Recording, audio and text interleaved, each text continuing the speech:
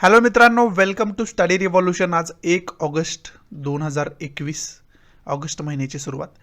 आज आपण 1 August 2021चा the Hindu बघतोय आणि तोही आपल्या मातृभाषेतून म्हणजे मराठीमधून. पहिल्यांदा आपल्या लेक्चरचं स्वरूप सांगतो. पहिल्यांदा आपण न्यूज डिस्कस करतो आणि त्यानंतर जे काही महत्त्वाचे एडिटोरियल न्यूजपेपरला असतात ते आपण डिस्कस करण्याचा प्रयत्न करतो. परंतु संडेच्या न्यूजपेपरला कोणत्याही प्रकारे महत्त्वाचे एडिटोरियल आलेले नसतात, त्यामुळे आज आपण फक्त न्यूज डिस्कस करणार आहोत आणि जे काही महत्त्वाचे रिव्हिजन वगैरे पेज आहे ना त्याचंसुद्धा डिस्कशन करण्याचा प्रयत्न करणार आहोत. चला तर मग स्टार्ट करूया 1 ऑगस्ट 2021चा द हिंदू डिस्कस करण्यासाठी. तो द हिंदू आपल्याला काय सांगतोय बघू. स्टार्ट करूया. संडे आहे, एन्जॉय पण करायचं आहे, हॉलिडे, आणि अभ्यास पण आपल्यासाठी महत्त्वाचा आहे, त्यामुळे अभ्यास पण करायचा आहे. So let start. पहिल्या न्यूजपासून डिस्कस करण्यासाठी सुरुवात करूया. आपली पहिली न्यूज आहे ती आसाम मिझोरामशी रिलेटेड न्यूज आहे. काही दिवसापूर्वीच आपण बघितलं होतं की आसाम मिझोरामच्या बॉर्डरवरती मोठ्या प्रमाणात क्लॅश पाहायला मिळाला आणि त्याच्यामध्ये आसामचे 6 पोलीससुद्धा मृत्युमुखी पडले होते. जवळजवळ 60 नागरिक आहे ते नागरिक इंजोर्ड झाले होते त्या क्लॅशेसमध्ये. तिथं दंगलीसारखं स्वरूप निर्माण झालं होतं आणि त्याच्यावरती आधारित खरं तर न्यूज आहे. मिझोराममध्ये जे आसामचे चीफ मिनिस्टर आहेत हेमंत बिस्व शर्मा यांच्यावरती FIR लॉन्च केलेली आहे. परंतु त्यांचं मत या न्यूजमध्ये असं सांगतं आहे की त्यांचं मत असं आहे की जी FIR लॉन्च केली ते ठीक आहे, काय प्रॉब्लेम नाही, आपल्या कायद्याचा तो एक भाग आहे. फर्स्ट इन्फॉर्मेशन रिपोर्ट दाखल करू शकता तुम्ही माझ्या विरोधात. परंतु त्याचं इन्व्हेस्टिगेशन करणारी जी अथॉरिटी आहे ना ती न्यूट्रल अथॉरिटी असायला पाहिजे. म्हणजे त्यांचं असं मत आहे की मिझोराम पोलिसांकडे जर हे जे इन्व्हेस्टिगेशन गेलं तर ते त्यांच्या पद्धतीने इन्व्हेस्टिगेशन करणार. त्यांच्या राज्याला जे काही चांगलं आहे तेच त्यांना फक्त दिसणार. परंतु हे सेंट्रल लेवल इन्व्हेस्टिगेशन जात असेल तर त्याच्यामध्ये न्यूट्रल इन्व्हेस्टिगेशन होऊ शकतं, असं कुठंतरी त्यांना बोलायचं असलेलं या न्यूजमध्ये आपल्याला पाहाव्यास मिळतं. मग याच्यातून पहिला की पॉईंट आपल्याला काय घ्यायचं आहे तर आसाम मिझोराम क्लॅश काय आहे याचे डिटेल इन्फॉर्मेशन आपल्याला असायला पाहिजे. आणि त्याच्यावरती मी डिटेल वेगळं लेक्चर बनवलेलं आहे ऑलरेडी. त्याची डिस्क्रिप्शन बॉक्समध्ये लिंक पण दिली आहे मी, त्यामुळे ते लेक्चर जर तुम्ही बघितलं तर त्याची detail information Assam Mizoram clash काय आहे त्याची हिस्ट्री वगैरे सर्व इन्फॉर्मेशन तुम्हाला एकाच ठिकाणी मिळून जाईल. हा पहिला की पॉईंट. दुसरा की पॉईंट काय तर आसाम मिझोरामचं लोकेशन व्यवस्थितरित्या बघून ठेवणं गरजेचं आहे.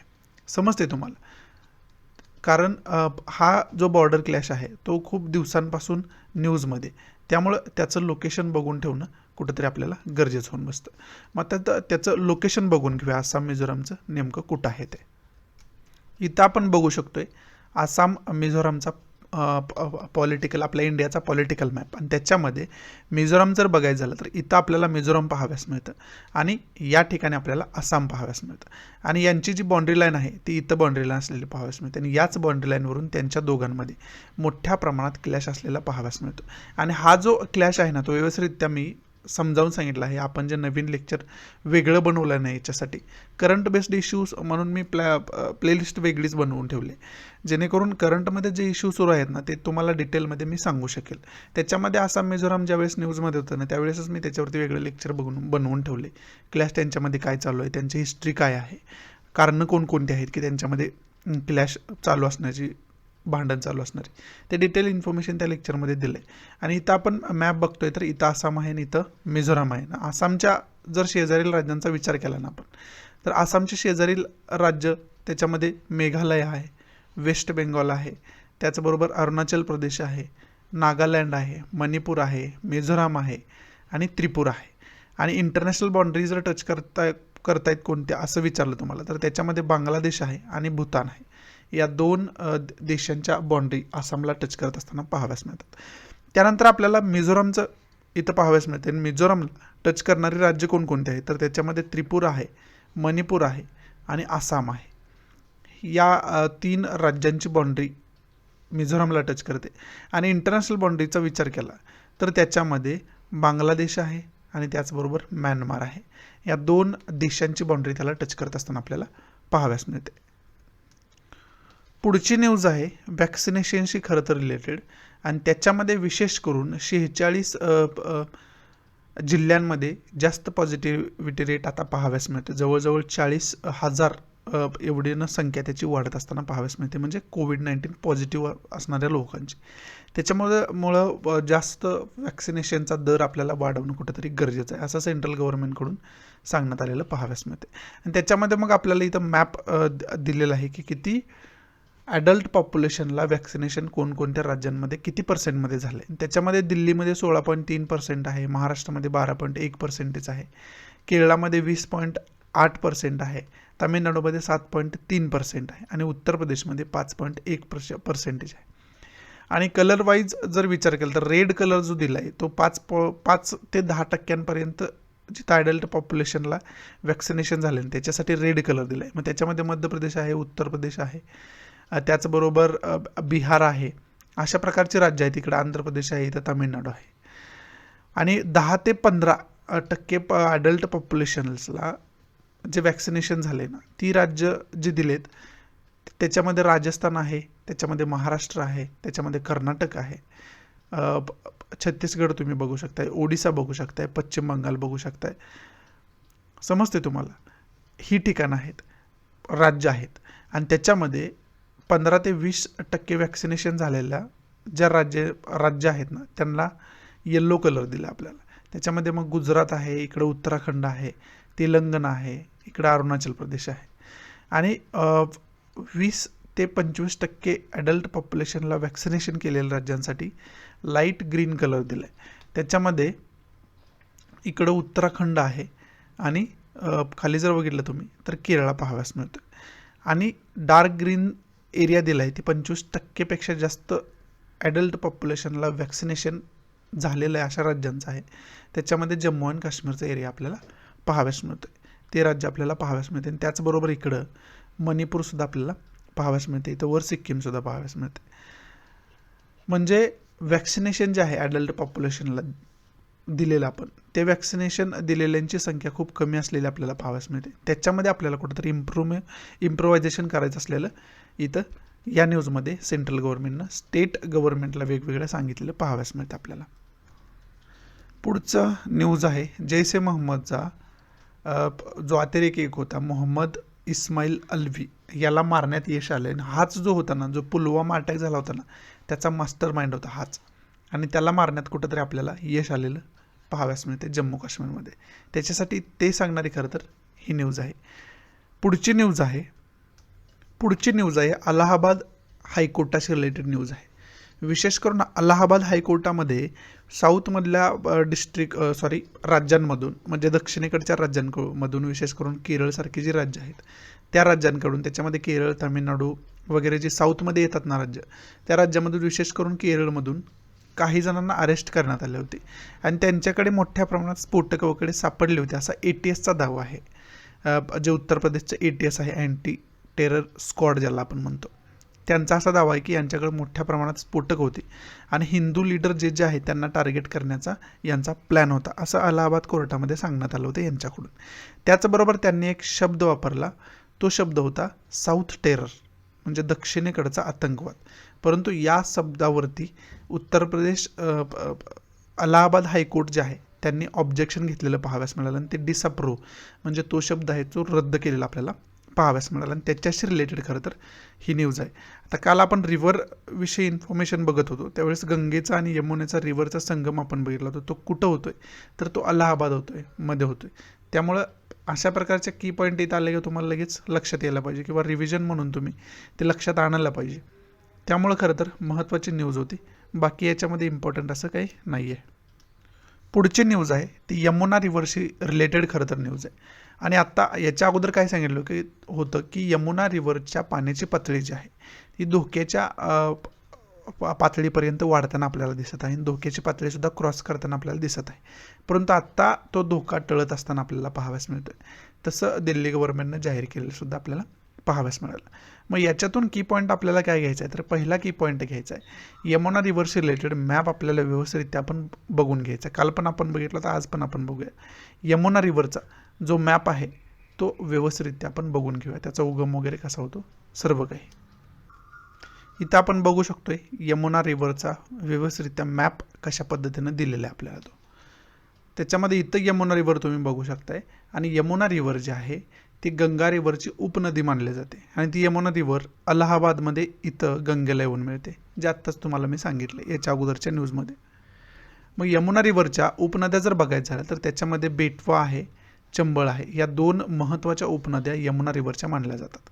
आणि यमुना रिव्हरचा उगम उत्तराखंडमध्ये यमुनोत्री या ठिकाणी होताना सुद्धा आपल्याला पाहाव्यास मिळतो आणि त्यानंतर ती येऊन कोणाला मिळते तर गंगेला येऊन मिळते. त्याचबरोबर मग गंगेचा उगम जर बघितला तर तो सुद्धा उत्तराखंडमध्ये होताना गंगोत्री या ठिकाणी होताना आपल्याला पाहाव्यास मिळतो. आणि त्यानंतर मग पुढं गंगेला दक्षिणेकडून येऊन मिळणाऱ्या नद्या कोणकोणत्या आहेत तर त्याच्यामध्ये तामसा आहे आणि सोन आहे.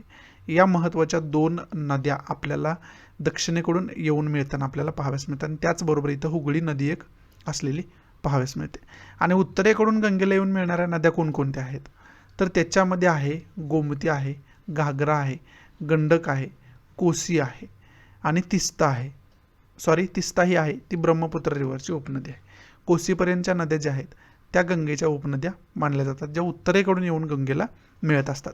पुढे जाऊन गंगा जी आहे ती ब्रह्मपुत्रेला जाऊन मिळते. ब्रह्मपुत्र आणि गंगेचा संगम आहे बांगलादेशमध्ये आणि तिथं जो एरिया फॉर्म होतोय ना, तिथं जो डेल्टा फॉर्म होतोय ना, तो डेल्टा आहे सुंदरबन डेल्टा आणि त्याची सुद्धा इन्फॉर्मेशन आपल्याला असायला पाहिजे.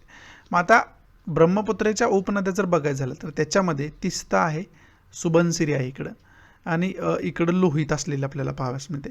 आणि इकडं जर तुम्ही बघितलं तर इकडं बराक नदीसुद्धा पाहाव्यास मिळते, जी दोघांचा संगम होऊन जो प्रवाह वाहतोय ना त्याला येऊन मिळते बराक नावाची रिव्हर.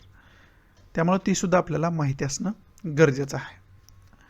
आणि इथं सुंदरबन डेल्टा फॉर्म होतोय ना, तिथं त्याचबरोबर सुंदरी ट्री सुद्धा आढळते आपल्याला आणि तिथं सुंदरबन वनसुद्धा म्हणजे सुंदरबन फॉरेस्टसुद्धा तिथं आढळतात. त्याची सुद्धा इन्फॉर्मेशन आपल्याला कुठंतरी असणं गरजेचं आहे या न्यूजच्या अंतर्गत. पुढची न्यूज आहे ती ओडिसा गव्हर्नमेंटशी रिलेटेड आहे. ओडिसा गव्हर्नमेंटचे जे CM आहेत, चीफ मिनिस्टर आहेत, त्यांनी सेंट्रल गव्हर्नमेंटकडे फर्टिलायझरची मागणी केलेली पाहाव्यास मिळते. ओडिशामध्ये आता विशेष करून फर्टिलायझर म्हणजे खतांचा जास्त तुटवडा भासत आहे. त्यामुळे युनियन मिनिस्टर जे केमिकल आणि फर्टिलायझर मिनिस्टर आहेत मनसुख मांडवीय यांच्याकडे इमिजिएट खत पुरवला जावं अशी मागणी ओडिसा चीफ मिनिस्टरकडून करण्यात आलेली आपल्याला पाहाव्यास मिळते. मग याच्यामध्ये विशेष करून त्यांनी काय सांगितलं की खरीप क्रॉप जर तुम्ही वेळेवर खत नाही पुरवलं तर खरीप क्रॉप धोक्यात येऊ शकतं असं त्यांनी म्हटलं आहे. मग खरीप हंगाम काय आहे, रब्बी हंगाम काय, याच्या डिटेल इन्फॉर्मेशन असायला पाहिजे. त्याचबरोबर पहिला की पॉईंट काय आपला तर पहिला की पॉईंट हा आहे की खरीप आणि रब्बी या सीझन्सचा जे महिने आहेत किंवा कालावधी आहे तो कोणता कालावधी आहे त्याच्याविषयी डिटेल इन्फॉर्मेशन असायला पाहिजे. दुसरा की पॉईंट काय तर खरीप क्रॉप्स कोणकोणते आहेत म्हणजे खरीप पिकं कोणकोणती आहेत, रब्बी पिकं कोणकोणती आहेत त्याची डिटेल इन्फॉर्मेशनसुद्धा आपल्याला असणं कुठंतरी गरजेचं आहे. आणि तिसरा की पॉईंट काय तर ओडिसाचं लोकेशन व्यवस्थितरित्या बघून ठेवणं गरजेचं आहे. मग आता ओडिसाचं लोकेशन व्यवस्थितरित्या बघण्याचा आपण प्रयत्न करूया इंडियन मॅपवरती. इथं आपण इंडियाचा पॉलिटिकल मॅप बघू शकतोय आणि त्या ठिकाणी जर ओडिसाचं लोकेशन बघायचं आपल्याला झालं ना तर ओडिसाचं लोकेशन कुठं आहे तर इथं आपल्याला ओडिसाचं लोकेशन पाहाव्यास मिळते. आणि मग त्याच्या शेजारील कंट्रींचा विचार केला त्याच्या शेजारील राज्यांचा विचार केला तर ती राज्य कोणकोणती आहेत तर ती वेस्ट बेंगॉल म्हणजे पश्चिम बंगाल आहे. त्यानंतर इकडं झारखंड आपल्याला पाहाव्यास मिळते. त्याचबरोबर इकडं छत्तीसगड आपल्याला पाहाव्यास मिळते. त्याचबरोबर इथं आंध्र प्रदेशसुद्धा आपल्याला पाहाव्यास मिळते. समजते तुम्हाला, याची डिटेल इन्फॉर्मेशन खरं तर आपल्याला असणं कुठंतरी गरजेचं आहे. आणि इकडं समुद्रकिनारा कोणता लाभला आहे तर बे ऑफ बेंगालचा जो समुद्रकिनारा आहे तो ओडिसाला लाभलेला आपल्याला पाहाव्यास मिळतो. आणि इथं आपल्याला अंदमान निकोबार आयलँड पाहाव्यास मिळते इकडच्या साईडला. समजते तुम्हाला. पुढची न्यूज आहे ती पेगासस स्पायवेअरशी रिलेटेड न्यूज आहे आणि त्याच्याशी रिलेटेड आता एक नवीन पिटिशन दाखल केलेली सुप्रीम कोर्टात आपल्याला पाहाव्यास मिळते. याच्या अगोदर एक पिटिशन दाखल केली काल पण आपण बघितलं होतं. आणखी एक पिटिशन दाखल केली, त्याच्यामध्ये जे पिटिशनर आहेत ते जर्नलिस्ट म्हणजे विविध पत्रकार आहेत आणि MP आहेत, मेंबर ऑफ पार्लमेंट, त्यांच्याकडून ही पिटिशन दाखल केली आणि त्याच्यावरती सुनावणी चीफ जस्टिस ऑफ इंडियनची बेंच करताना आपल्याला पाहाव्यास मिळेल. परंतु सुप्रीम कोर्टाने सांगितले की त्याच्यावरती सुनावणी 5 ऑगस्टला होईल, म्हणजे 5 ऑगस्टची डेट दिलेली आपल्याला पाहाव्यास मिळते. मग याच्यातून एकमेव की पॉईंट आपण काय बघायचं तर पेगासस स्पायवेअरविषयी डिटेल इन्फॉर्मेशन आपल्याला असणं गरजेचं आहे. पेगासस स्पायवेअर काय आहे त्याची डिटेल इन्फॉर्मेशन आपल्याला असायला पाहिजे. आणि याच्याशी रिलेटेड मी डिटेल इन्फॉर्मेशन देणारं वेगळं लेक्चर बनवलेलं आहे ऑलरेडी. ते तुम्ही बघितलं तर मोर दॅन सफिशियंट आहे. एका ठिकाणीच तुम्हाला सर्व काही इन्फॉर्मेशन मिळून जाईल. त्याच्या डिस्क्रिप्शन बॉक्समध्ये मी लिंक पण देऊन ठेवली. पुढची न्यूज आहे, प्राईम मिनिस्टर नरेंद्र मोदी यांनी जे सरदार वल्लभभाई पटेल जी नॅशनल फर्स्ट ऑलवेज फर्स्ट ते म्हणत होते तिथं, sorry, Sardar Vallabhbhai Patel national academy जी आहे, ज्याच्यामध्ये इंडियन पोलीस सर्व्हिसमध्ये जे ऑफिसर्स आहेत IPS म्हणून त्यांची निवड झालेली असते, त्यांना ट्रेनिंग देण्याचं कार्य होतं तिथं. आणि त्या ट्रेनी ऑफिसर्सना नरेंद्र मोदींनी काल संबोधित केलं. आणि त्याच्यामध्ये विशेष करून त्यांना संदेश त्यांच्याकडून काय देण्यात आला आहे तर नेशन फर्स्ट, म्हणजे नेशन इंटरेस्ट, राष्ट्राचा इंटरेस्ट पहिल्यांदा काय आहे तो तुम्ही बघायला पाहिजे इथून पुढे, आणि त्याच्यासाठी कार्य करायला पाहिजे. तरच तुमच्या कार्यावरच ठरणार आहे की एक भारत श्रेष्ठ भारत आपण कसा बनवायचा आहे. अशा प्रकारे त्यांना प्रेरणा देण्याचं कार्य नरेंद्र मोदी यांच्याकडून त्यांच्या स्पीचद्वारे, त्यांच्या भाषणाच्याद्वारे केलेलं आपल्याला पाहाव्यास मिळते. समजते तुम्हाला? याच्याशी रिलेटेड खरं तर ही न्यूज असलेली पाहाव्यास मिळते. म्हणजे UPSCमधून पास होणारे जे कॅन्डिडेट असतात ना, विशेष करून त्यांचा प्रेफरन्स इंडियन पोलीस सर्व्हिसला असतो. त्यांची जी ट्रेनिंग होते ना, ती national academy of Vallabhbhai Patel national अकॅडमीमध्ये होते.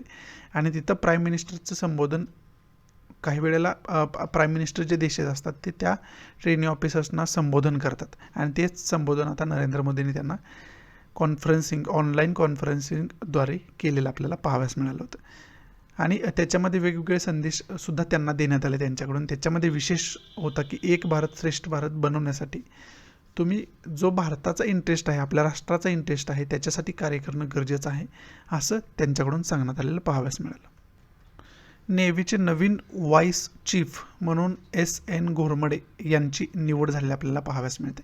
आणि त्यांच्या अगोदरचे जे त्यांच्याकडे पदभार होता ते कोण होते तर G. अशोक कुमार हे होते. आणि हे रिटायर झाल्यामुळं त्यांनी तो पदभार सांभाळलेला आपल्याला पाहाव्यास मिळते. मग त्याच्याशी रिलेटेडसुद्धा इन्फॉर्मेशन आपल्याला असायला पाहिजे. आता नेव्हीचे नवीन व्हाईस चीफ कोण आहेत तर SN घोरमडे हे आहेत. आणि त्यांच्या अगोदर कोण होते तर G. अशोक कुमार हे होते. याची डिटेल इन्फॉर्मेशन आपल्याला असायला पाहिजे.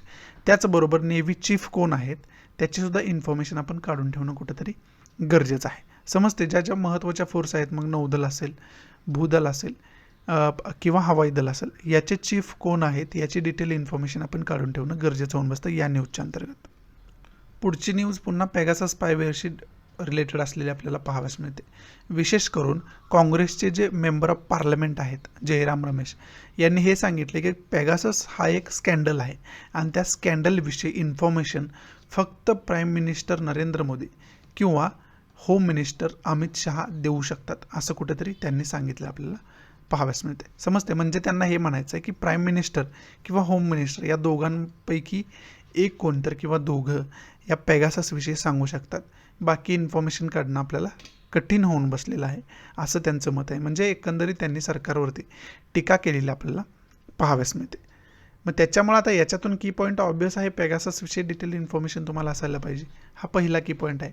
दुसरा की पॉईंट काय तर पेगासस डेव्हलप कुणी केलं आहे तर Israel based company NSO group म्हणून, ती इस्रायल बेस्ड कंपनी आहे. मग त्याच्यामुळं इंडिया इस्रायल रिलेशनशिप कशा पद्धतीचं आहे त्याची डिटेल इन्फॉर्मेशन आपण काढून ठेवणं कुठंतरी गरजेचं आहे. बरोबर आहे? हा दुसरा पॉईंट. आणि तिसरा पॉईंट काय तर इस्रायलचं इंडियापासूनचं लोकेशन आपण व्यवस्थितरित्या बघून ठेवणं गरजेचं आहे. मग ते इंडियापासूनचं लोकेशन इस्रायलचं कशा पद्धतीचं आहे ते आपण डिटेलमध्ये बघून घेऊयात. हा आपण इस्रायलचा मॅप बघू शकतो व्यवस्थितरित्या. आणि याचा जर इंडियापासूनचं लोकेशन बघायचं झालं तर हा इस्रायलचा मॅप आपल्याला झूम आऊट करून बघणं गरजेचं होऊन बसतं. मग तो जर झूम आऊट करून जर आपण मॅप बघितला ना आणि झूम आऊट केल्यानंतर आपण बघू शकतो इथं आपला इंडिया आहे आणि इकडून या साईडला जर आपण गेलो तर तिथं आपल्याला इस्रायल पाहाव्यास मिळतं या ठिकाणी. आणि बाकी शेजारील ठिकाण बघितलं तर इथं जॉर्डन आहे, इकडं लेबनॉन आहे, त्याचबरोबर इकडं सायप्रस नावाचं बेट पाहाव्यास मिळते, त्याचबरोबर इकडे इजिप्त आहे, हा जो आहे तो रेड सी आहे, इथं आहे तो पर्शियन गुल्फ आहे, इकडं गुल्फ ऑफ ओमान पाहायला मिळतो, इथं गुल्फ ऑफ ॲडन पाहायला मिळते आणि सौदी अरेबिया इथं पाहाव्यास मिळते. हे शेजारील महत्त्वाची ठिकाणं आणि इथं इजिप्त पाहाव्यास मिळतं आपल्याला.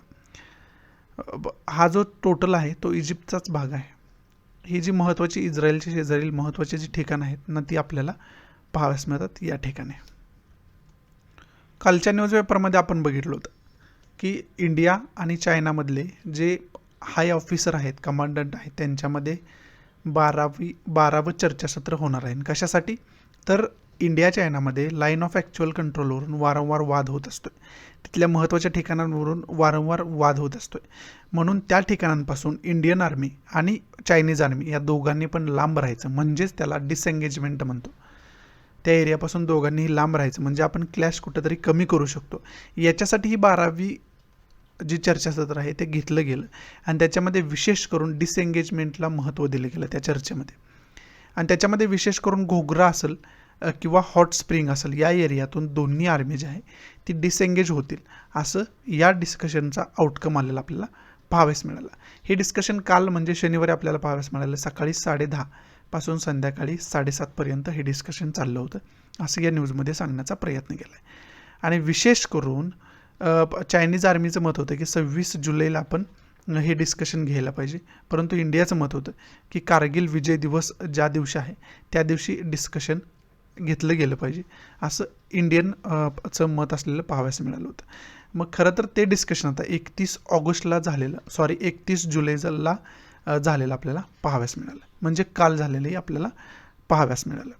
मग आता याच्याशी रिलेटेड आपल्याला काय करायचं आहे, तर याच्याशी रिलेटेड आपल्याला मॅप बघून ठेवायचं आहे की नेमकं काय आहे, तर लाईन ऑफ ॲक्च्युअल कंट्रोल कुठं आहे आणि त्याच्यावरती महत्त्वाची ठिकाणं कोणकोणती आपल्याला बघता येत आहेत का, ती पण आपण त्या मॅपच्या माध्यमातून बघण्याचा प्रयत्न करूयात. इथं आपण मॅप व्यवस्थितरित्या तो मॅप बघू शकतोय. त्याच्यामध्ये विशेष करून आपल्याला काय करायचं आहे, काय बघायचं आहे, तर लाईन ऑफ ॲक्च्युअल कंट्रोल बघायचं आहे. ही जी लाईन आहे ती आपल्याला लाईन ऑफ ॲक्च्युअल कंट्रोल असलेली पाहाव्यास मिळते. या लाईनला आपण लाईन ऑफ ॲक्च्युअल कंट्रोल म्हणतो. आणि हा जो या साईडचा भाग आहे ना तो चायना व्याप्त काश्मीर म्हटला जातो किंवा त्याला अक्साई चीनसुद्धा आपण म्हणू शकतोय. आणि या लाईन ऑफ ॲक्च्युअल कंट्रोलवरूनच वारंवार इंडियन आर्मी आणि चायनीज आर्मीमध्ये वाद असलेला आपल्याला पाहाव्यास मिळतो वारंवार. आणि त्याच्यामध्ये विशेष करून काय आहे, तर याच लाईन ऑफ ॲक्च्युअल कंट्रोलवरती वारंवार जी ठिकाणं महत्त्वाची आहेत ना त्या ठिकाणावरती वारंवार वाद असलेला आपल्याला पाहाव्यास मिळतो. मग त्याच्यामध्ये तुम्ही घोगरा घ्या, त्याच्यामध्ये पेंगांग त्सो व्हॅली घ्या, किंवा त्याच्यामध्ये इतर महत्त्वाचे हॉट स्प्रिंग घ्या त्याच्यामध्ये, किंवा पेंगांग त्सो लेक घ्या, गलवान व्हॅली घ्या. अशा प्रकारची जी ठिकाणं आहेत ना ती LAC म्हणजे लाईन ऑफ ॲक्च्युअल कंट्रोलवरतीच वसलेली आपल्याला पाहाव्यास मिळतात. आणि त्याच्यावरूनच मोठ्या प्रमाणात दोघांमध्ये वाद आणि कॉन्फ्लिक्ट वारंवार होताना आपल्याला पाहाव्यास मिळतो. आणि याच्यामध्ये वारंवार रक्तपातसुद्धा होताना आपल्याला पाहाव्यास मिळालेलं आहे. त्याच्यामुळं त्याचीसुद्धा डिटेल इन्फॉर्मेशन आपल्याला असणं कुठंतरी गरजेचं आहे. बाकी इथला मॅप बघितला तर इकडं जर तुम्ही बघितलं ना तर ही जी लाईन आहे ना ही लाईन आहे LOC म्हणजे लाईन ऑफ कंट्रोल ज्याला आपण म्हणू शकतोय, ती आहे LOC. आणि हा जो छोटासा इथला भाग आहे तो सियाचीन ग्लॅशियर म्हणून ओळखला जातो, तो सुद्धा चायनाच्या ताब्यातच असलेला आपल्याला पाहाव्यास मिळतोय, समजतोय. आणि हा जो राहिलेला इकडचा एरिया आहे तो जम्मू आणि काश्मीर एरिया म्हणून ओळखला जातो. आणि हा आपला एरिया आहे तो लद्दाखचा एरिया म्हणून ओळखला जातो आत्ता. आणि हा LOCच्या लाईन ऑफ ॲक्च्युअल कंट्रोलच्या उत्तरेकडचा जो एरिया आहे तो पाकिस्तान व्याप्त काश्मीर म्हणून ओळखला जातो, म्हणजे आपलाच भाग आहे तो, परंतु त्याच्यावरती पाकिस्तानने कब्जा करून ठेवलेला असलेला आपल्याला पाहाव्यास मिळतो, समजते. त्याच्यासाठी महत्त्वाची इन्फॉर्मेशन, खरं तर महत्त्वाचं मॅप बघणं हे महत्त्वाचं होऊन बसतं, त्यामुळं मॅप दाखवण्याचा प्रयत्न केला मी. पुढची न्यूज आहे श्रीलंकेशी रिलेटेड न्यूज आहे. श्रीलंकेकडून हाय कमिशनर इंडियामध्ये पाठवण्यात आलं आहे. कशासाठी, तर इन्व्हेस्टमेंट जे न्यू दिल्लीची इन्व्हेस्टमेंट आहे म्हणजे इंडियाची इन्व्हेस्टमेंट श्रीलंकेतली आहे, त्याचबरोबर व्यापार श्रीलंकेशी आहे, त्याचबरोबर श्रीलंकेची कनेक्टिव्हिटी आहे किंवा रिलिजियस एक्सचेंज आहे, याच्यामध्ये इंडियाची भागीदारी वाढवण्यासाठी खरं तर तो जो एजंट आहे हाय कमिशनर आहेत ते ऑफिसर श्रीलंकेकडून पाठवण्यात आलेले आपल्याला पाहाव्यास मिळतात. म्हणजे आत्तापर्यंत श्रीलंका, आता कोलंबो सिटीचं डेव्हलपमेंट वगैरे बघितलं ना तर त्याच्यामध्ये विशेष करून चायनानं इन्व्हेस्टमेंट केलेली आपल्याला पाहाव्यास मिळाली होती, परंतु आत्ता जे आहे ना ते श्रीलंका इंडियाला प्रेफरन्स देताना कुठंतरी पाहाव्यास मिळते. आणि पुन्हा एकदा इंडियाचे आणि श्रीलंकेचे संबंध कुठंतरी सुधारण्याचे चिन्ह या इन्सिडेंटवरून आपल्याला पाहाव्यास मिळतात. कारण का, तर याच्या अगोदर चायनाला प्रेफरन्स देत होता, म्हणजेच काय, तर चायना ही पाकिस्तान प्रो कंट्री मानली जाते, इंडिया प्रो नाही. त्यामुळे चायनाला श्रीलंका प्रेफरन्स देत आहे. याचा अर्थ काय आहे, तर इंडियापासून श्रीलंका जी आहे ती दुरावत आहे, नेबर कंट्री असूनसुद्धा, असं मानलं जात होतं आत्तापर्यंत. परंतु आत्ता श्रीलंकेकडून हाय कमिशनर पाठवल्यामुळं पुन्हा एकदा श्रीलंका आणि इंडियाचे रिलेशनशिप बदलत आहेत की काय, अशा प्रकारचे सिच्युएशन निर्माण झाले आपल्याला पाहाव्यास मिळते. मग आता पहिला की पॉईंट आपल्याला काय, तर इंडिया चायना रिलेशनशिप बघून ठेवणं आपल्याला गरजेचं होऊन बसतं. त्याचबरोबर इंडिया श्रीलंका रिलेशन बघून ठेवणं आपल्याला गरजेचं होऊन बसतं. आणि त्याचबरोबर आता चायनाचा इथं उल्लेख आला, त्यामुळं इंडिया चायना रिलेशनशिपसुद्धा आपण बघून ठेवणं कुठेतरी गरजेचं होऊन बसतं या न्यूजच्या अंतर्गत. हा की पॉईंट आपण याच्यातून घेऊ शकतोय. पुढची न्यूज जी आहे ती जम्मू काश्मीरशी रिलेटेड असलेली न्यूज आपल्याला पाहाव्यास मिळते. आणि विशेष करून इथं ढगफुटीसारखी सिच्युएशन निर्माण झाली होती, म्हणजे ढगफुटी झाली होती आणि त्याच्यामध्ये अनेक लोकांना स्वतःचा जीव गमवावा लागला होता.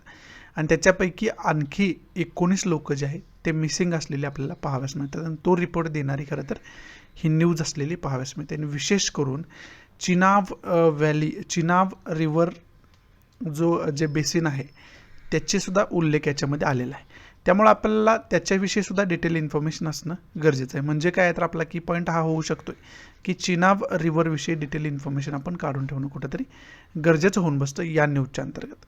पुढची न्यूज आहे आसाम आणि नागालँड या दोघांमध्ये, 2 राज्यांमध्ये चीफ सेक्रेटरिएट जे 2 राज्यांचे ऑफिशियल्स आहेत त्यांनी मिळून एक ॲग्रीमेंट केलेलं आहे. आणि त्या ॲग्रीमेंटमध्ये हे सांगितले की दोन्ही राज्यांमध्ये जे काय डिस्प्युटेड एरिया आहेत, टेन्स एरिया आहेत, त्याच्यामधून दोघांचे जे फोर्सेस आहेत ते वापस घेण्यात येतील, असं 2 राज्यांमध्ये त्या ॲग्रीमेंटच्या अंतर्गत ठरलेलं आपल्याला पाहाव्यास मिळतं.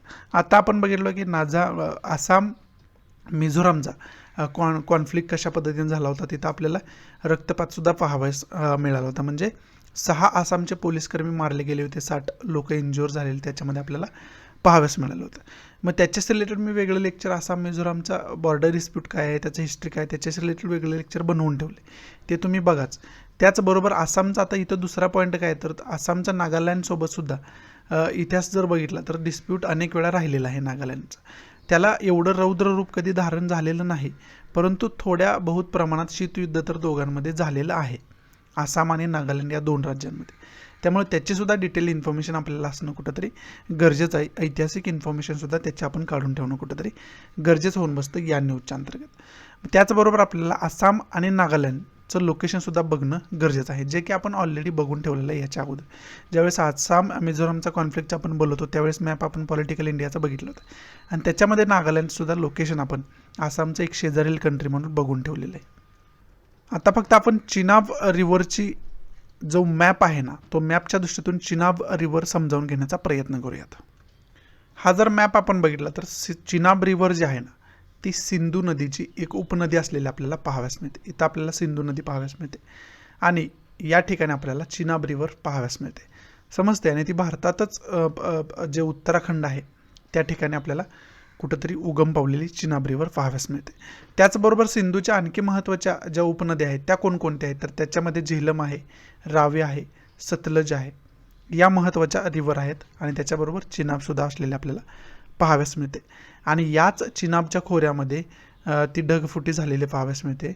आणि याच चिनाबच्या खोऱ्यामध्ये जे 19 पीपल मिसिंग आहेत, 19 लोक मिसिंग आहेत ना, त्यांचा शोध चालू असलेला आपल्याला पाहाव्यास मिळतो, समजते. हा जम्मू काश्मीरचा एरिया पाहाव्यास मिळतो आपल्याला, हा जो आहे तो लडाखचा एरिया मानला जातो, समजते तुम्हाला. म्हणजे सिंधू रिव्हर बेसिनसुद्धा व्यवस्थितरित्या आपण बघून ठेवणं कुठंतरी गरजेचं होऊन बसतं या न्यूजच्या अंतर्गत.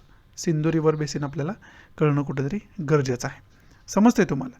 या न्यूजच्या अंतर्गत आपण सिंधू रिव्हर सिस्टम जे आहे ते टोटल अभ्यास करून ठेवणं सुद्धा गरजेचं होऊन बसतं, कारण जी चेनाब रिव्हर आहे ती सिंधू रिव्हरची उपनदी असलेली आपल्याला पाहाव्यास मिळते, समजते तुम्हाला. त्याच्यासाठी ते बघून ठेवणं कुठेतरी गरजेचं होऊन बसतं. पुढची न्यूज आहे ती युनायटेड नेशन्स सिक्युरिटी काउन्सिलशी रिलेटेड खरं तर न्यूज आहे. आणि युनायटेड नेशन सिक्युरिटी काउन्सिल जे आहे तर यूएनचा एक भाग असलेला आपल्याला पाहाव्यास मिळतं, युनायटेड नेशनचा एक भाग असलेलं पाहाव्यास मिळतं. त्याच्यामध्ये जे आपले परमनंट मेंबर आहेत TS तिरुमूर्ती यांनी ट्विटरद्वारे एक व्हिडिओ जाहीर केलेला आहे, व्हिडिओ प्रदर्शित केलेला आहे. त्याच्यामध्ये त्यांनी सांगितलं की इंडिया जेव्हापासून युनायटेड नेशन सिक्युरिटी काउन्सिल सुरू झाली जानेवारीपासून, खरं तर इंडियाचा टेन्युअर सुरू झाला तेव्हापासून इंडियानं 3 महत्त्वाच्या गोष्टींवर फोकस केला. त्याच्यामध्ये मेरीटाईम सिक्युरिटी म्हणजे समुद्रातील सुरक्षा व्यवस्था, त्याचबरोबर काउंटर टेररिझम म्हणजे टेररिझमला विरोध, आतंकवाद्यांना विरोध, आतंकवादी कारवायांना विरोध, त्याचबरोबर पीस कीपिंग म्हणजे जगामध्ये शांतता प्रस्थापित करण्यासाठी इंडियानं प्रयत्न केलेले आहेत. म्हणजे तशा प्रकारचे पॉईंट युनायटेड नेशन सिक्युरिटी काउन्सिलमध्ये उचललेले आपल्याला पाहाव्यास मिळतात. ते महत्त्वाचे 3 पॉईंटसुद्धा आपल्याला माहिती असणं कुठेतरी गरजेचं आहे. हे या व्हिडिओ त्यांनी जो TS तिरुमूर्ती आहेत, युनायटेड नेशनचे परमनंट मेंबर जे आपले आहेत, त्यांनी जाहीर केलेला, प्रदर्शित केलेला ट्विटरद्वारे आपल्याला पाहाव्यास मिळतं. मग त्याच्यामध्ये त्याचबरोबर फिनान्शियल ॲक्शन टास्क फोर्सचा पण इथं उल्लेख आलेला आहे. त्याच्यामुळं आपल्याला या न्यूजमधून कोणकोणते की पॉईंट काढायचे ते सांगतो आता तुम्हाला. पहिल्यांदा आपल्याला बघायचं युनायटेड नेशन्स सिक्युरिटी काउन्सिलविषयी डिटेल इन्फॉर्मेशन विकिपीडियाच्या माध्यमातून. हा पहिला पॉईंट. दुसरा पॉईंट काय तर युनायटेड नेशनविषयी डिटेल इन्फॉर्मेशन आपल्याला असायला पाहिजे. हा दुसरा पॉईंट. तिसरा की पॉईंट काय तर FATFचा उल्लेख आला आहे, फिनान्शियल ॲक्शन टास्क फोर्सचा उल्लेख आलेला आहे. मग त्याचेसुद्धा डिटेल इन्फॉर्मेशन आपल्याला असणं कुठंतरी गरजेचं आहे या न्यूजच्या अंतर्गत. समजते तुम्हाला? या 3 की पॉईंटवरती आपण अभ्यास करून ठेवणं कुठंतरी गरजेचं होऊन बसतं या न्यूजच्या अंतर्गत. इथं आपण थोडक्यात युनायटेड नेशन सिक्युरिटी काउन्सिल म्हणजे UNSC विषयी थोडक्यात इन्फॉर्मेशन बघायचा प्रयत्न करूया.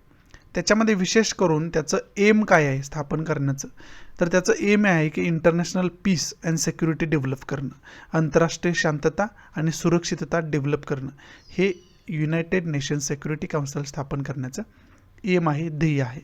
आणि ज्या युनायटेड नेशनच्या 6 महत्त्वाच्या ऑर्गन्स आहेत ना, संस्था आहेत, विभाग आहेत, त्याच्यापैकी हा एक मानला जातो युनायटेड नेशन सिक्युरिटी काउन्सिल. आणि त्याची मग स्थापना कधी झाली तर 24 ऑक्टोबर 1945 रोजी त्याची स्थापना झाली आपल्याला पाहाव्यास मिळते. समजते तुम्हाला? एवढी इन्फॉर्मेशन आपल्याला मोर दॅन सफिशियंट आहे विकिपीडियाच्या माध्यमातून. त्याचं जर हेडक्वार्टर बघितलं तर युनायटेड स्टेटमध्ये आहे, न्यूयॉर्क या सिटीमध्ये त्याचं हेडक्वार्टर असलेलं आपल्याला पाहाव्यास मिळतं. पुढची इन्फॉर्मेशन आहे ती युनायटेड नेशनविषयी डिटेल इन्फॉर्मेशन सांगणारी विकिपीडियाची इन्फॉर्मेशन आहे. त्याच्यामध्ये युनायटेड नेशनची स्थापना कशासाठी झाली, आता आपण UNSC बघितलं होतं, युनायटेड नेशन सिक्युरिटी काउन्सिल. हा युनायटेड नेशनचाच एक भाग असलेला आपल्याला पाहाव्यास मिळाला. आणि त्याचं एम काय होतं तर इंटरनॅशनल पीस अँड सिक्युरिटी, आंतरराष्ट्रीय सुरक्षा आणि शांतता प्रस्थापित करणं. सेम ऑब्वियस आहे युनायटेड नेशनचं एम काय असणार आहे, सेम असणार आहे, आंतरराष्ट्रीय पीस, आंतरराष्ट्रीय शांतता आणि सुरक्षितता डेव्हलप करणं, हे युनायटेड नेशनचं एम असलेलं पाहाव्यास मिळतं. आणि त्याचं हेडक्वार्टर कुठं असणार आहे, न्यूयॉर्क युनायटेड स्टेटमध्ये असणार आहे. त्याचं फाउंडेशन कधी झालं आहे, 24 ऑक्टोबर 1945 रोजी त्याचं फाउंडेशन म्हणजे स्थापना झालेलं आहे. फाउंडर कंट्रीज कोणकोणते आहेत ते इथं सांगितले. त्याच्यामध्ये युनायटेड स्टेट आहे, इंडिया आहे, युनायटेड किंगडम आहे, ब्राझील आहे, फ्रान्स आहे आणि आणखी काही कंट्रीज असलेले आपल्याला पाहाव्यास मिळतात. समजते? ही बेसिक इन्फॉर्मेशन आहे विकिपीडियावरची युनायटेड नेशनबद्दलची. पुढची इन्फॉर्मेशन आपण बघू शकतो, ती इन्फॉर्मेशन आहे फिनान्शियल ॲक्शन टास्क फोर्स, त्याला FATF आपण म्हणतो. आणि त्याच्यामध्ये विशेष करून याचं एम काय आहे तर याचं एम हे आहे की आतंकवादी संघटनांना ज्या आर्थिक मदत केली जाते ना ज्या देशांकडून, त्या देशांवरती नियंत्रण ठेवण्यासाठी खरं तर फिनान्शियल ॲक्शन टास्क फोर्सची स्थापना केलेली आपल्याला पाहाव्यास मिळते. आताच आपण बघितलं होतं की पाकिस्तानला ग्रे लिस्टमध्येच यांनी ठेवण्याचा निर्णय घेतलेला आपल्याला पाहाव्यास मिळत होता. मग ही ग्रे लिस्ट काय आहे, त्यानंतर ब्लॅक लिस्ट काय, तर ग्रे लिस्ट म्हणजे त्यांना वॉर्निंग आहे की तुम्ही आतंकवादी कारवायांना प्रोत्साहन देऊ नका, त्यांना आर्थिक मदत करू नका. आणि ब्लॅक लिस्टेड म्हणजे फिक्स झालं की तुम्ही आर्थिक मदत करत आहात आणि तुम्हाला वारंवार वॉर्निंग करून सुद्धा तुम्ही ती मदत करत राहिलात, त्यामुळे तुम्हाला ब्लॅक लिस्ट करण्यात येत आहे. ही वॉर्निंग म्हणजे हे म्हणजे काय असतं तर ब्लॅक लिस्टेड करणं. आत्ता पाकिस्तान कंट्री आहे ती ग्रे लिस्ट मध्ये आहे फिनान्शियल ॲक्शन टास्क फोर्सच्या, त्यामुळे सुद्धा फिनान्शियल ॲक्शन टास्क फोर्स जास्त न्यूजमध्ये असतं. आणि खरं तर फिनान्शियल ॲक्शन टास्क फोर्स स्थापन करण्याचं इनिशिएटिव्ह जे होतं ना ग्रुप 7चं होतं, ते ग्रुप 7 G7 यांचं इनिशिएटिव्ह होतं अशा प्रकारच्या कारवाई रोखण्यासाठी, आतंकवाद्यांना मदत रोखण्यासाठी. त्याच्याच रिलेटेड याची खरं तर इन्फॉर्मेशन, बेसिक इन्फॉर्मेशन विकिपीडियाची आहे. त्याचं हेडक्वार्टर जर बघितलं तर पॅरिस फ्रान्समध्ये आहे. आणि प्रेसिडेंट त्याची मार्कस प्लेयर हे आहेत. फाउंडेड म्हणजे ही संस्था कधी स्थापन झाली तर 1989ला याची स्थापना झालेली आपल्याला पाहाव्यास मिळते. आणि त्याचे मेंबर कंट्रीज जवळजवळ 39 कंट्रीज जे आहेत ते त्याच्या मेंबर असलेले आपल्याला पाहाव्यास मिळतात. ही त्याची बेसिक इन्फॉर्मेशन असलेली आपल्याला पाहाव्यास मिळते इथं. आता या न्यूजमध्ये आपल्याला जेवढी बेसिक इन्फॉर्मेशन बघायची होती तेवढी बेसिक इन्फॉर्मेशन आपण बघून ठेवलेली. आता पुढची न्यूज डिस्कस करायला सुरुवात करूयात. पुढची न्यूज आहे ती सुप्रीम कोर्टाशी रिलेटेड न्यूज आहे. सुप्रीम कोर्टामध्ये आता याच्यामध्ये विशेष काय आहे तर कर्नाटक जे हायकोर्ट आहे त्यांनी एका ट्रायल्समध्ये एका आरोपीला त्याला जन्मठेपी शिक्षा झाली तरी पण त्याला आणखी 10 वर्षाची शिक्षा सुनावली आहे. म्हणजे जन्मठेप झाल्यानंतर तुम्ही 10 वर्ष शिक्षा भोगायची. आता जन्मठेपाचा जर आपण विचार केला तर इम्प्राइजमेंट टिल द डेथ म्हणजे काय तर मरेपर्यंत त्याला जेलमध्ये बसायचं आहे. त्याला आपण जन्मठेप म्हणतो. म्हणजे जोपर्यंत तुम्ही जिवंत आहात तोपर्यंत तुम्ही जेलमध्ये असाल, कैदी असाल. मग आता त्याची लाईफ संपल्यानंतर तो राहिलेली 10 वर्ष जी लाईफ इम्प्रिझनमेंटपेक्षा म्हणजे जन्मठेपेक्षा 10 वर्षाची जास्त शिक्षा जी कर्नाटक हायकोर्टनं सुनावली आहे ती शिक्षा तो कसं भोगणार आहे? शक्यच नाही, कारण त्याची मेल्यानंतरच त्याची पहिली शिक्षा संपणार आहे. मग त्यानंतर परत 10 वर्षाची पुढची सुनावलेली शिक्षा कशी तो भोगणार आहे? म्हणून सुप्रीम कोर्टाने याच्यावरती जजमेंट दिलं की लाईफ टर्म त्याला जर झालेली असेल किंवा त्याला जर जन्मठेप झालेली असेल तर त्याच्या पुढं त्याला कोणत्याही प्रकारची शिक्षा आपण देऊ शकत नाही. अशा प्रकारचं जजमेंट सुप्रीम कोर्टानं दिलेलं आपल्याला पाहाव्यास मिळते. समजते त्याच्यासाठी खरं तर हे महत्त्वाचं जजमेंट मानलं जात असताना आपल्याला पाहाव्यास मिळते. पुढची न्यूज आहे आर्कोलॉजिकल सर्वे ऑफ इंडियाशी रिलेटेड. आणि आर्कोलॉजिकल सर्वे ऑफ इंडियाला 17व्या शतकातली डच सिमेंटरी सापडलेली आहे. म्हणजे डचांनी जी समाधी एक मोठी बांधली होती ती सापडलेली आपल्याला पाहाव्यास मिळते. आणि त्याच्यामध्ये जवळजवळ 200च्या आसपास कबरी असलेल्या आहेत असं आर्कोलॉजिकल सर्वे ऑफ इंडियानं सांगितलेलं आपल्याला पाहाव्यास मिळते. त्याच्यासाठी खरं तर आपल्याला हे महत्त्वाचं होऊन बसतं. आणि त्यानंतर मग एक कालावधी दिला आहे की 1825मध्ये खरं तर डचांनी सरेंडर केलं होतं. विशेष करून डच कमिशनर जो आहे BCD बोमन यानं ब्रिटिश गव्हर्नमेंट समोर म्हणजे ब्रिटिश ईस्ट इंडिया कंपनीकडे सरेंडर केलेलं आपल्याला पाहाव्यास मिळालं होतं. तीसुद्धा इन्फॉर्मेशन इथं देण्याचा यांनी प्रयत्न केलेला आहे. आणि आणखी मग हे विशेष करून कुठं सापडलं आहे तर हुगळी रिव्हरच्या किनारपट्टीमध्ये सापडलेलं आपल्याला पाहाव्यास मिळते. विशेष करून हुगळी रिव्हरचा जो वेस्टर्न भाग आहे ना त्याच्यामध्ये सापडलेला आपल्याला पाहाव्यास मिळते. मग याच्यामधून पहिला की पॉईंट आपल्याला काय घ्यायचा आहे, विशेष करून हा जो कालखंड सांगितला जातो तो 1656चा कालखंड सांगितला जातो. म्हणजे 1600 ते 1700 म्हणजे 17व्या शतकातला कालखंड सांगितला जातो. मग आपल्याला पहिला की पॉईंट काय बघायचा आहे तर आता हे जे सर्व सापडते अवशेष सापडत आहेत ना विशेष करून डच्चांविषयी, म्हणून आपल्याला हा पुरावा आहे की डच्चांचा रिप्रेझेंट हे भारतामध्ये होतं. हा आपला खरं तर पुरावा आहे विशेष करून. आणि ज्यावेळेस 1656मध्ये डच इथं वास्तव्य करत होते ना त्यावेळेस ते इथं आले होते कशासाठी तर इंट्रा एशियन ट्रेड करण्यासाठी. म्हणजे भारतामधल्या ज्या महत्त्वाच्या वस्तू आहेत त्या मध्य आशियामध्ये जाऊन विकण्याचं कार्य ते करत होते, तो व्यापार करत होते.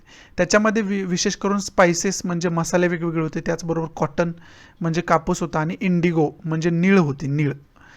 निळीचा इंडिगोचा व्यापारसुद्धा तुम्हाला माहितीच असेल. इंडियन हिस्ट्री जर मॉडर्न हिस्ट्री बघितली तर त्याच्यामध्ये सुद्धा तुम्हाला बेसिक इन्फॉर्मेशन त्याची मिळून जाईल.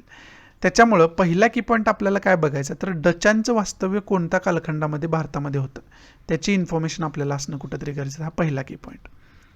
दुसरा की पॉईंट आपण काय बघू शकतोय तर ब्रिटिशांचा कालखंड काय आहे तो मॉडर्न हिस्ट्रीमध्ये ब्रिटिशांविषयी डिटेल इन्फॉर्मेशन आपल्याला बघणं कुठंतरी गरजेचं आहे. जे ते तुम्ही मॉडर्न हिस्ट्री ज्यावेळेस करताय ना त्यावेळेस तुम्हाला सर्व काही बघायचंच आहे. मॉडर्न हिस्ट्री म्हणजेच तुम्हाला ब्रिटिशांचा अभ्यास करायचा आहे हे समजून चाला. म्हणजे ब्रिटिशांचे गव्हर्नर असतील, गव्हर्नर जनरल ऑफ इंडिया असतील आणि व्हॉइसरॉय असतील यांची डिटेल इन्फॉर्मेशन, त्यांचा कालखंड काय आहे, त्यांनी कोणकोणते कायदे बनवले, हे सर्व इन्फॉर्मेशन. त्याचबरोबर इंडियामध्ये त्यावेळेस महत्त्वाच्या पर्सनॅलिटी स्वातंत्र्य लढ्यासाठी काय कार्य करत होते ही डिटेल सर्व इन्फॉर्मेशन म्हणजेच त्याला मॉडर्न इंडिया आपण म्हणतो. आणि त्याची डिटेल इन्फॉर्मेशन बघायची आपल्याला सर्व काही. हा दुसरा की पॉईंट झाला. आणि तिसरा की पॉईंट जर आपण बघायचा झाला तर 17व्या शतकामध्ये आपण कोणकोणत्या गोष्टींचा व्यापार करत होतो.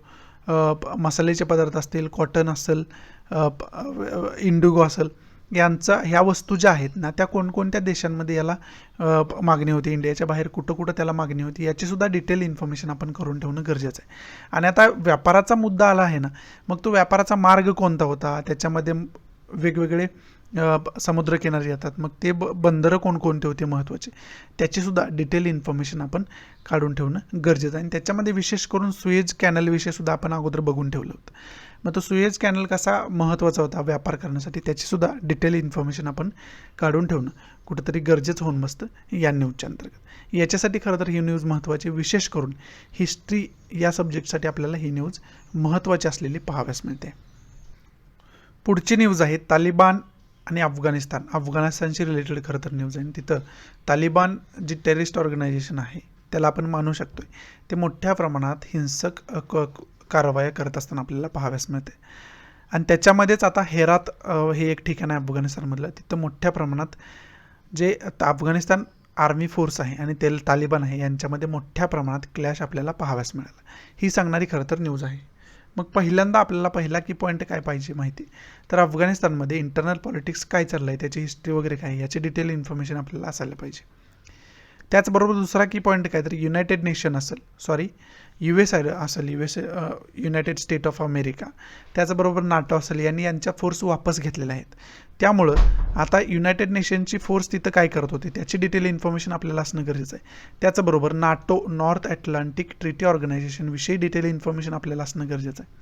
हा दुसरा की पॉईंट आहे आपला. आणि तिसरा की पॉईंट काय, तर इंडियाचं अफगाणिस्तानसोबतचं रिलेशन कशा पद्धतीचं आहे आणि USA सोबतचं रिलेशन कशा पद्धतीचं आहे, याची डिटेल इन्फॉर्मेशन आपल्याला असणं कुठंतरी गरजेचं होऊन बसतं. इंटरनॅशनल रिलेशनच्या दृष्टीतून महत्त्वाचं होऊन बसतं. हे 3 की पॉईंट या न्यूजमधून आपण बघू शकतोय.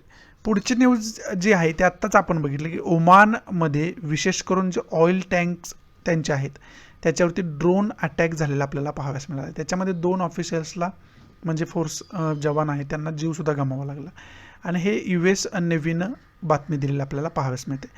आणि इस्रायलनं आरोप लावला आहे की तेहरानवरून हे जे स्ट्राईक आहेत, ड्रोन अटॅक आहेत, ते लॉन्च केले गेले होते. अशा प्रकारचं स्टेटमेंट इस्रायलकडून दिलेलं आपल्याला पाहाव्यास मिळते. विशेष करून जे ड्रोन अटॅक आहेत ते भारतामध्ये सुद्धा 2 वेळा ड्रोन अटॅक करण्याचा टेररिस्ट ऑर्गनायझेशन करून प्रयत्न केला गेला. त्यामुळं ड्रोन अटॅकविषयी डिटेल इन्फॉर्मेशन आपल्याला असणं गरजेचं आहे, पहिला की पॉईंट. दुसरा की पॉईंट काय, तर दुसरा की पॉईंट आहे ओमानविषयीचा जो मॅप आहे त्याची डिटेल इन्फॉर्मेशन आपण बघून ठेवायला पाहिजे. त्याचबरोबर इंडियासोबत रिलेशनशिप काय आहे त्याचीसुद्धा डिटेल इन्फॉर्मेशन आपल्याला बघून ठेवणं कुठंतरी गरजेचं आहे. तिसरा की पॉईंट काय, तर इस्रायल आणि US याच्यामध्ये स्टेटमेंट देत असताना आपल्याला पाहाव्यास मिळतं. त्यामुळे इंडियाचं रिलेशन जे आहे ते इस्रायलसोबत कशा पद्धतीचं आहे आणि USA सोबत कशा पद्धतीचं आहे याचीसुद्धा डिटेल इन्फॉर्मेशन काढून आपण या न्यूजच्या अंतर्गत ठेवू शकतो. एवढं की पॉईंट आपण या न्यूजच्या अंतर्गत बघून ठेवणं गरजेचं होऊन बसतं. या मॅपवरती आपण ओमान बघू शकतोय.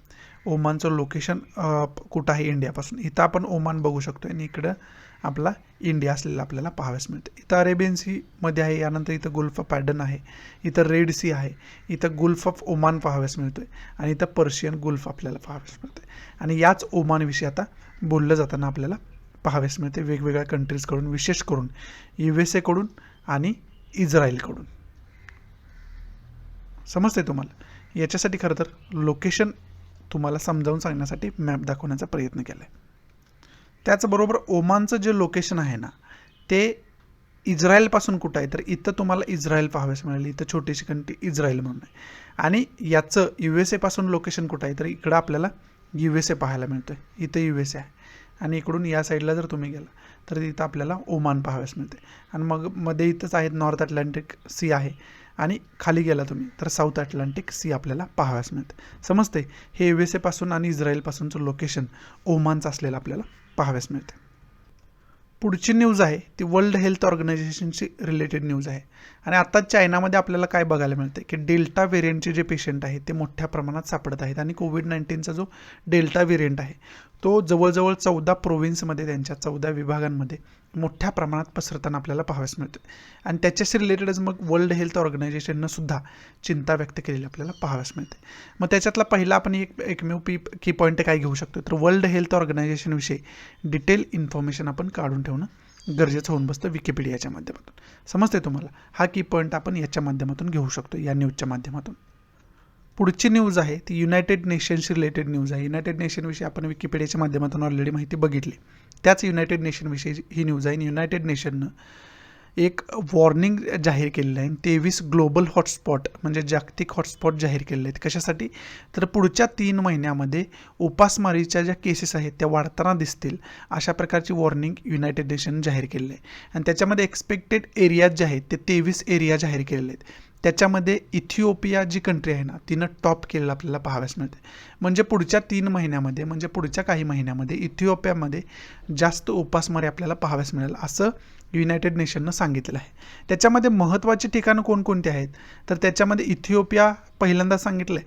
त्यानंतर मदागास्कर आहे, साऊदर्न मदागास्कर.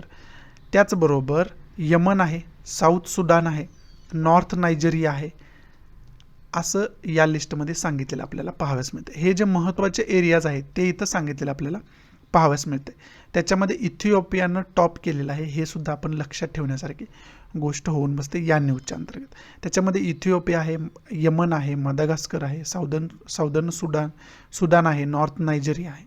त्यामुळं तुम्हाला पहिला तर की पॉईंट काय पाहिजे, तर युनायटेड नेशनविषयी बेसिक इन्फॉर्मेशन तुम्हाला विकिपीडियाच्या माध्यमातून माहिती पाहिजे, जी आपण बघितली ऑलरेडी. दुसरं काय तर या कंट्रीज इथिओपिया असेल, यमन असेल, सुदान असेल, नायजेरिया असेल, या कंट्रीजसोबतचं इंडियाचं रिलेशन कशा पद्धतीचं आहे त्याचीसुद्धा डिटेल इन्फॉर्मेशन आपल्याला असायला पाहिजे. हा दुसरा की पॉईंट. आणि तिसरा की पॉईंट काय आहे, तर इथिओपिया असू द्या, सुदान असू द्या, नायजेरिया असू द्या, मदागास्कर असू द्या, याचा मॅपच्या माध्यमातून आपल्याला लोकेशन माहिती असणं कुठंतरी गरजेचं आहे. मग ते लोकेशन आताच आपण इथंच बघून घेऊयात. लोकेशन कशा पद्धतीचं आहे, इथिओपिया असू द्या, यमन असू द्या किंवा नायजेरिया असू द्या. या मॅपमध्ये आपण व्यवस्थितरित्या बघू शकतोय कोणकोणते ठिकाणं कुठं आहेत ते. विशेष करून आपला इंडिया इथं आहे आणि इथून या ठिकाणी तुम्ही जर गेला तर इथं इथिओपिया असलेला आपल्याला पाहाव्यास मिळतोय. त्याचबरोबर इकडं साऊथला गेला तर तुम्हाला इथं मदागास्कर असलेला पाहाव्यास मिळतोय. इंडियापासून याचं लोकेशन या ठिकाणी असलेलं आपल्याला पाहाव्यास मिळतं.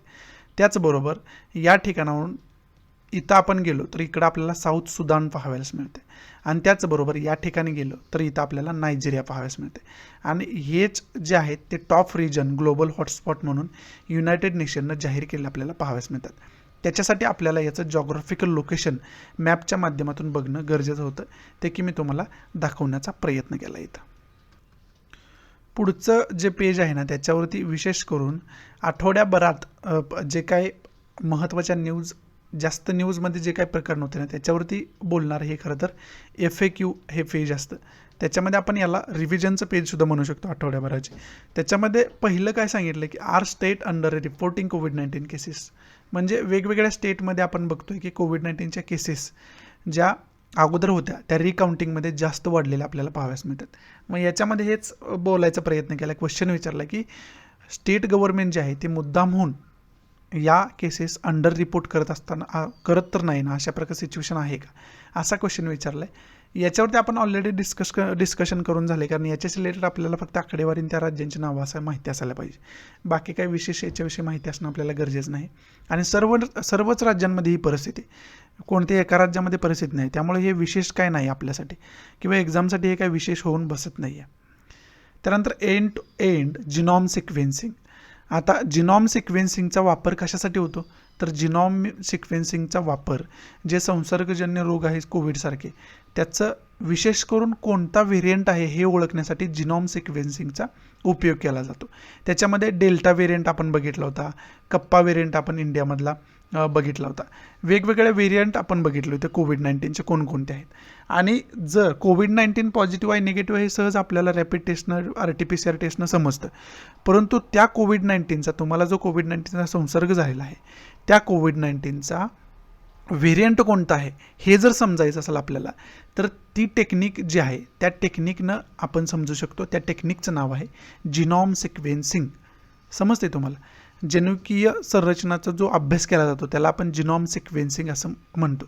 आणि त्याच्यावरती वेगवेगळ्या प्रकारच्या न्यूजसुद्धा आल्या होत्या. दिल्लीमध्ये त्याचं उद्घाटन जिनोम सिक्वेन्सिंग सेंटरचं एका झालं होतं. त्याच्याविषयी सुद्धा आपण अभ्यास करून ठेवला होता. मग जिनोम सिक्वेन्सिंग विषयी आपल्याला याच्या माध्यमातून त्यावेळेसच तुम्हाला सांगितलं होतं की जिनोम सिक्वेन्सिंग काय आहे, त्याची एक सायंटिफिक स्टडी तुम्हाला जर इंटरनेटवरून मिळाली किंवा त्याच्याशी रिलेटेड कोणतं व्हिडिओ जर मिळालं तर त्याची इन्फॉर्मेशन तुम्ही काढून ठेवणं कुठंतरी गरजेचं होऊन बसतं या न्यूजच्या अंतर्गत.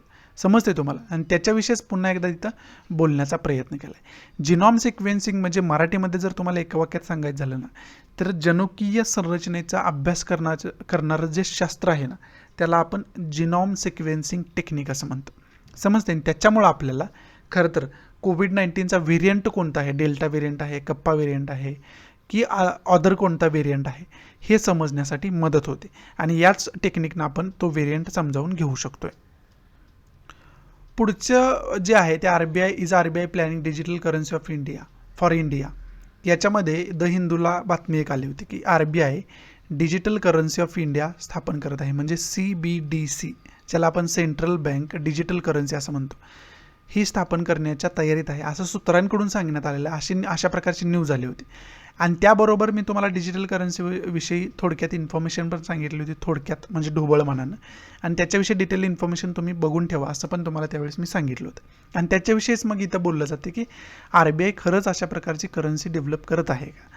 मग याच्याशी रिलेटेड आपल्याला काय बघायचं तर पहिल्यांदा डिजिटल करन्सीविषयी डिटेल इन्फॉर्मेशन पाहिजे. आता जसं बिटकॉइन आहे, धीरम करन्सी आहे, ही डिजिटल करन्सी आहे. जसं आपण आता आपली जी करन्सी आहे, भारतीय करन्सी आताची जी आहे, 10 रुपये आपण देतो किंवा कोणती वस्तू घेतो म्हणजे चलन एक्सचेंज करतो वस्तूच्या बदल्यात, तशा प्रकारचे जे चलन आहे ते आता अस्तित्वात आपल्यात आहे. परंतु डिजिटल करन्सी म्हणजे काय की जी करन्सी आपण प्रॅक्टिकलमध्ये दाखवू शकत नाही किंवा वापरू शकत नाही, ती फक्त डिजिटली दाखवू शकतो आपण, त्याला आपण डिजिटल करन्सी म्हणतो. त्याच्यामध्ये बिटकॉइन, धीरम येतं हे तुम्हाला सांगितलं. आणि तशाच प्रकारची आपल्या कंट्रीची आजपर्यंत कोणती करन्सी नाही डिजिटल करन्सी. परंतु ही भविष्याची गरज आहे की डिजिटल करन्सी असायला पाहिजे असं भासत असल्यामुळं कुठंतरी RBI reserve bank of India आपल्या स्वतःची डिजिटल करन्सी डेव्हलप करायच्या तयारीत तर नाही ना, अशा प्रकारची सिच्युएशन निर्माण झालेली आहे. आणि त्याचा उहापोह इथं करण्याचा कुठंतरी प्रयत्न केला आपल्याला पाहाव्यास मिळते. त्यामुळे पहिला की पॉईंट काय आहे तर आपल्याला डिजिटल करन्सी काय आहे त्याच्याविषयी एक बेसिक इन्फॉर्मेशन आपल्याला असणं कुठंतरी गरजेचं आहे या न्यूजच्या अंतर्गत. बरोबर आहे. आणि त्याचबरोबर दुसरं काय आहे तर सेंट्रल बँक डिजिटल करन्सी हा जो इश्यू आहे त्याच्याविषयी थोडी डिटेल इन्फॉर्मेशन, उहापोह करणारी इन्फॉर्मेशन जर तुम्हाला मिळालं ना तर त्याचा अभ्यास करून ठेवणं सुद्धा कुठंतरी गरजेचं होऊन बसतं या न्यूजच्या अंतर्गत. पुढचं जे हे आर्टिकल दिलं आहे ना ते उहापोह कशाशी रिलेटेड करते. एक तर 2 महत्त्वाच्या ज्या युनेस्कोच्या न्यूज आहेत त्या आपल्यासाठी महत्त्वाच्या ठरल्या या आठवड्यामध्ये. विशेष करून एक तर काय होतं तर रामप्पा टेम्पलला वर्ल्ड हेरिटेज साईटचा दर्जा दिला गेला होता. बरोबर आहे. ती एक न्यूज आली होती. आणि त्यानंतर लगेच दुसऱ्या दिवशी दुसरी न्यूज काय आली तर सिंधू संस्कृतीशी रिलेटेड जी धोलविरा सिटी आहे ना, धोलविरा शहर त्यावेळेसचं, त्याला वर्ल्ड हेरिटेज साईटचा दर्जा देण्यात आला युनेस्कोकडून. पहिल्यांदा रामप्पा टेम्पलला देण्यात आला, त्यानंतर धोलविरा सिटीला देण्यात आला. समजते. ही दुसरी न्यूज होती. आणि ह्या धोलविरा सिटीविषयीच उहापोह करणारं हे आर्टिकल आहे हे जे आत्ता आपल्याला इथं दिले. मग ते सिंधू संस्कृतीची सिटी आहे. मग सिंधू संस्कृतीमध्ये आणखी कोणकोणत्या गोष्टींना वर्ल्ड हेरिटेजचा दर्जा देण्यात आलेला आहे, वर्ल्ड हेरिटेज टॅग देण्यात आलेला आहे, याचासुद्धा याच्यामध्ये इन्फॉर्मेशन देण्याचा प्रयत्न केलेला आहे. मग आता रामप्पा टेम्पलमध्ये मी युनेस्कोविषयी तुम्हाला इन्फॉर्मेशन सांगितलं आहे. युनेस्कोची जी लिस्ट असते, युनेस्कोची जी कमिटी असते वर्ल्ड हेरिटेज कमिटी, त्याचीसुद्धा इन्फॉर्मेशन त्या रामप्पा टेम्पलचे लेक्चर मी सेपरेट बनवलं आहे त्याच्यामध्ये दिलेली आहे. आणि त्याची इन्फॉर्मेशन या आर्टिकलमध्ये सुद्धा दिलेली आहे. आणि त्याच्यामुळे त्याच्यासाठी वेगळी इन्फॉर्मेशन डिस्कस करण्याची आपल्याला गरज नाही. त्याच्यावरती मी ऑलरेडी लेक्चर बनवून ठेवलेलं आहे. ते लेक्चर तुम्ही बघून ठेवा. म्हणजे त्याच्यामध्ये युनेस्कोविषयी सुद्धा थोडी बहुत इन्फॉर्मेशन दिलेली आहे मी. आणि रामप्पा टेम्पलची विशेष करून इन्फॉर्मेशन त्याच्यात दिलेली आहे. ही पहिली गोष्ट झाली आपली. दुसरं महत्त्वाचं की पॉईंट काय तर धोलविरा सिटीविषयी खरं तर याच्यामध्ये बोललं जाते, डिटेल इन्फॉर्मेशन देण्याचा प्रयत्न केला आहे. त्यामुळे आपल्याला काय करायचं तर धोलविरा सिटी जे आहे त्याची डिटेल इन्फॉर्मेशन आपल्याला काढून ठेवणं गरजेचं आहे. प्राचीन इतिहासामध्ये सिंधू संस्कृतीमध्ये धोलविरा सिटीचं काय महत्त्व होतं ह्याची डिटेल इन्फॉर्मेशन आपण काढून ठेवणं गरजेचं आहे या न्यूजच्या अंतर्गत. समजते तुम्हाला. आणि त्यामुळं गुजरातमध्ये खरं तर ही धोलविरा सिटी आहे. आणि याच्यामध्ये विशेष करून वॉटर सेटलमेंट त्यांची असू द्या, गटारीची वेळेसची व्यवस्था त्यांची काय होती, अशा प्रकारच्या खूप महत्त्वाच्या गोष्टीसुद्धा त्या धुलवऱ्या सिटीमध्ये सापडलेल्या आहेत. आणि त्यावेळेसची मग संस्कृती त्याच्यामधून आपल्याला समजायला मदत होते. त्यामुळं धुलविरा सिटीला वर्ल्ड हेरिटेज साईटचा दर्जा दिलेला आहे. त्यामुळं त्याच्याविषयीसुद्धा डिटेल इन्फॉर्मेशन आपण काढून ठेवणं कुठंतरी गरजेचं होऊन बसतं. आणि मला जर पॉसिबल झालं ना तर धुलविरा सिटीवरती मी वेगळं लेक्चर अपलोड करण्याचा प्रयत्न करतो. आता इथं जर तुम्हाला टोटल धुलविरा सिटीची इन्फॉर्मेशन सांगायचं झालं ना तर आणखी 1 तास जाईल. त्यामुळं या लेक्चरमध्ये हे कंप्लीट नाही होऊ शकत. त्यामुळं धुलविरा सिटीविषयी ना मी जसं रामाप्पा टेम्पलविषयी डिटेल इन्फॉर्मेशन देणारं वेगळं व्हिडिओ अपलोड केलं आहे मी ऑलरेडी. त्याच्यावरती लेक्चर ऑलरेडी बनवून ठेवलेलं आहे, कारण त्याला वर्ल्ड हेरिटेज साईटचा दर्जा देण्यात आला होता. त्याचबरोबर आता धुलविरा साईटला सुद्धा त्यानंतर 1 दिवसातच नवीन वर्ल्ड हेरिटेज साईटचा दर्जा देण्यात आला आहे. त्यामुळे धुलविरा सिटीवरती सुद्धा उहापोह करणारं एक वेगळं लेक्चर मी बनवण्याचा प्रयत्न करतो. तोपर्यंत तुम्ही तुमच्या परीनं धुलविरा साईटविषयी जी इन्फॉर्मेशन तुम्हाला मिळते ना ती इन्फॉर्मेशन काढून ठेवणं कुठंतरी गरजेचं होऊन बसतं. पुढची न्यूज आहे ती ऑलिम्पिकशी रिलेटेड आहे. आपली जी खेळाडू आहे थाळीफेकशी रिलेटेड कलमप्रीत हिनं फायनलमध्ये एंट्री केलेली आहे. ही सांगणारी खरं तर न्यूज आहे आणि ही आणखी एक आनंदाची गोष्ट आपल्याला पाहाव्यास मिळते. कलमप्रीत ही जी खेळाडू आहे ती थाळीफेकशी रिलेटेड असलेली खेळाडू असलेली आपल्याला पाहाव्यास मिळते. म्हणजे ब्रॉन्झ मेडल तर आता आपलं फिक्स झालेलं या खेळामध्ये पाहाव्यास मिळते. समजते तुम्हाला, याच्याशी रिलेटेड ही न्यूज होती. इथं या नोटवरती आपला आजचा द हिंदूचा न्यूजपेपर डिस्कशन जे आहे ते समाप्त होतं आहे. आशा आहे की मी तुम्हाला चांगल्या पद्धतीने आजचा द हिंदू आपल्या मातृभाषेतून म्हणजे मराठीमधून समजावून सांगू शकलो असेल. जर आवडत असेल तर प्लीज लाईक करा, नसेल तर डिसलाईक करा. आणि डिसलाईक का केलं हे कमेंट बॉक्समध्ये नक्की सांगा, जेणेकरून तुमच्या इन्स्ट्रक्शननुसार मी त्याच्यामध्ये इम्प्रोव्हायझेशन करू शकेन. सो या नोटवरती मी तुमची रजा घेतो. आणि महत्त्वाची सूचना म्हणजे काय तर प्लीज जास्तीत जास्त आपल्या मराठी विद्यार्थ्यांना हे शेअर करा, जेणेकरून सर्वांना याचा फायदा होईल. या नोटवरती मी तुमची रजा घेतो. Thanks for watching. भेटूया आपण उद्याच्या नवीन लेक्चरमध्ये. तोपर्यंत गुड बाय, टेक केअर, जय हिंद.